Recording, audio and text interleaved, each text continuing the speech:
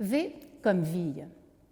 En hébreu, quand on boit un verre avec des amis, quand on trinque, pour dire santé, on dit l'Echaim.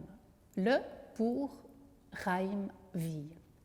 Donc plutôt que de dire santé, on dit pour la vie, on dit à la vie. Ce qu'il y a d'assez intéressant avec ce mot Chaim, c'est qu'au fond, c'est un pluriel. En hébreu, on ne dit jamais la vie au singulier, c'est toujours les vies. Ce n'est pas ma vie, ce sont mes vies. J'ai des vies, je suis, j'incarne des vies simultanément, tout à la fois. Alors c'est vrai que ça peut paraître un peu surprenant pour nous qui disons volontiers que nous n'avons qu'une seule vie. Mais dans le fond, ça correspond assez bien à ce que nous pouvons expérimenter au quotidien.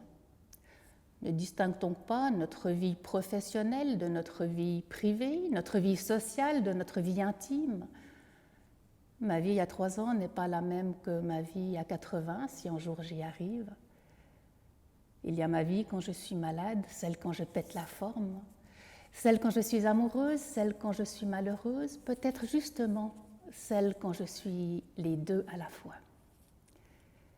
Dire que nous sommes plusieurs vies simultanément, cela veut dire qu'il y a en nous de la pluralité, de la complexité.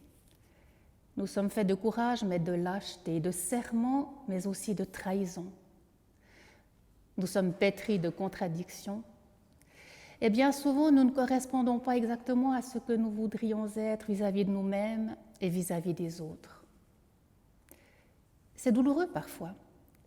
L'apôtre Paul s'en plaignait, le bien que je veux, je ne le pratique pas, le mal que je ne veux pas, je le fais. C'est douloureux parfois, mais je crois que dans le fond, c'est le propre de nos existences, de nos vies.